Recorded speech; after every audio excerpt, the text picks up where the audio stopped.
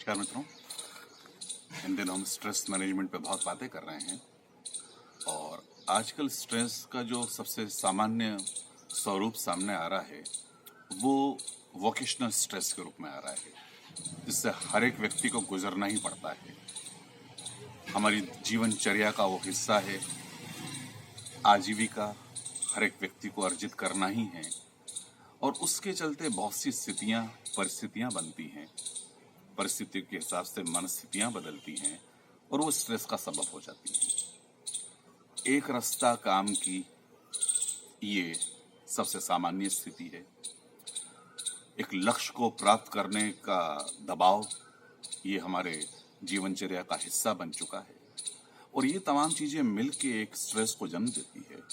कैसे इससे हम निपट सकते हैं, कैसे इसका निराकरण कर सकते हैं, तो कुछ बहुत सहज से हम बातें देखते हैं कि आजीविका तो हर एक व्यक्ति को अर्जन करना ही है, वो बड़े से बड़ा उद्योगपति हो और जी हाँ, चाहे कबीरदास जी जैसा संत हो।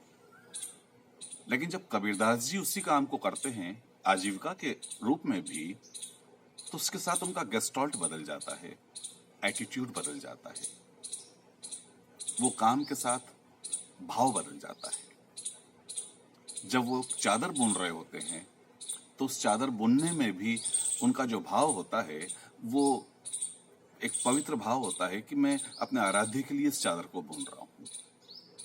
अब वहां पर वो जो बुनाई करना है, वो जो काम है, वो काम वजन नहीं होता, वो काम नहीं होता, वो एक पूजा का रूप ले लेता है। एक व्यक्ति है, सामान्य श्रमिक है और वो कड़ी धूप में पत्थर तोड़ने जैसा काम कर रहा है, जिसमें कि कोई बहुत आनंद की हम उम्मीद नहीं कर सकते। लेकिन अगर उसका गेस्टॉल्ट ये है, ये जो मैं काम कर रहा हूँ इस मंदिर निर्माण के लिए कर रहा हूँ और इस ईश्वर के मंदिर के निर्माण के लिए मुझे सेवा का अवसर मिल रहा है, तो वहां उसके काम करने की तासीर बदल जाती है। वो काम उसे आनंद देता है, तनाव नहीं देता। तो सबसे पहली बात तो हमारा गेस्टॉल्ट अपने काम के बाबत क्या है, वो मनस्थिति अगर हमारी बदल जाती है, ये जो भी काम कर रहा हूँ ये मुझे ईश्वर ने दिया है और इसे मैं ईमानदारी से करूं, उसे अर्पण करके, तो वो काम प्रसाद रूप में हमें मजा देने लग जाएगा, आनंद देने लग जाएगा, वजन नहीं लगेगा। तो पहली बात, काम के बाबत एक गेस्टॉल्ट को या एटीट्यूड को बदलना ये हमारे हाथ में है।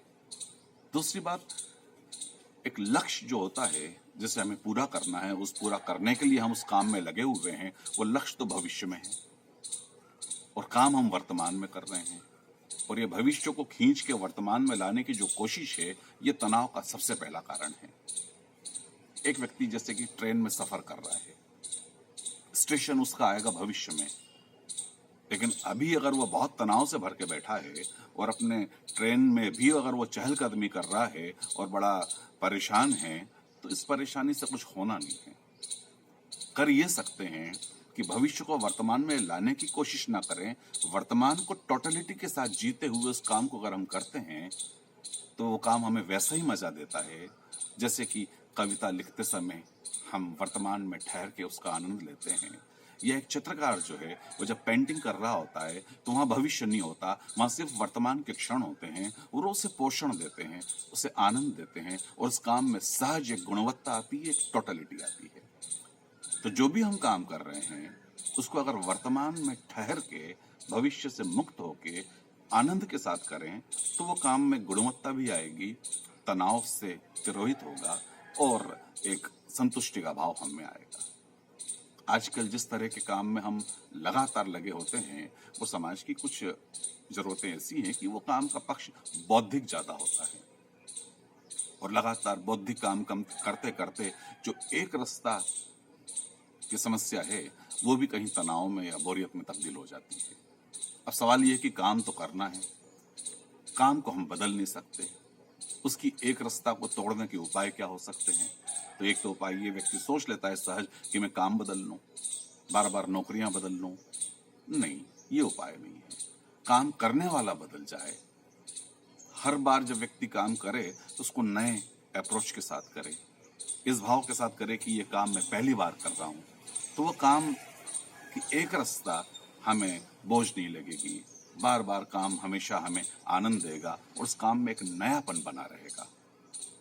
लगातार काम करते करते कई बार हम कुछ प्रयोग छोटे छोटे कर सकते हैं, जिससे कि उसकी एक रास्ता भी टूटती है और हम अपनी ऊर्जा को फिर से नियोजित कर पाते हैं।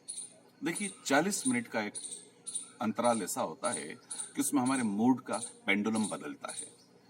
और सहज बात यह कि मूड का पेंडुलम बदलता है इसलिए कि हमारी नासिका का स्वर बदलता है, और हमारे नासिका का जब स्वर बदलता है तो लेफ्ट और राइट ब्रेन के बीच में पेंडुलम बदल जाता है। हम 40 मिनट में अपने काम में एक छोटा सा अंतराल ले सकते हैं। अब आप कहेंगे साहब, हमारा काम तो ऐसा है कि हम अपनी सीट से उठ के जा नहीं सकते, एक गैप या अंतराल लेने का हमें मौका नहीं मिलेगा। नहीं, आप ये कर सकते हैं कि अपनी ब्रीदिंग के पैटर्न को बदल लीजिए। आपका बायां स्वर चल रहा है तो आप दाहिना स्वर चला लीजिए, दाहिना चल रहा है तो बायां चला लीजिए, और ज़्यादा बेहतर हो अगर मन ज़्यादा अस्थिर हो रहा है तो बाएं स्वर को जागृत कर लीजिए, दाहिने को बंद करके। तो आप पाएंगे कि आपका मूड एकदम बदला और काम की जो एक रास्ता है उसकी कंटिन्यूटी ब्रेक हुई। लगातार बौद्धिक काम करते करते करते हम ये पाते हैं कि हमारा लेफ्ट ब्रेन में ही सारी एक्टिविटी चल रही है और जो राइट ब्रेन है वो निग्लेक्टेड है। राइट ब्रेन संवेदनाओं का है केंद्र, कला का केंद्र है, संगीत का केंद्र है, इमेजिनेशन का केंद्र है।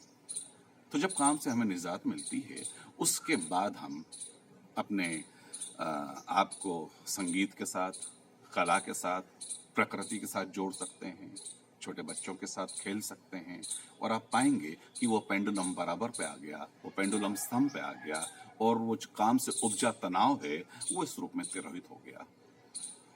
तो इस तरह से काम से उपजे तनाव से हम निजात पा सकते हैं और उससे अपनी जीवनचर्या में हम शामिल कर सकते हैं। इन प्रयोगों को करके देखें मित्रों।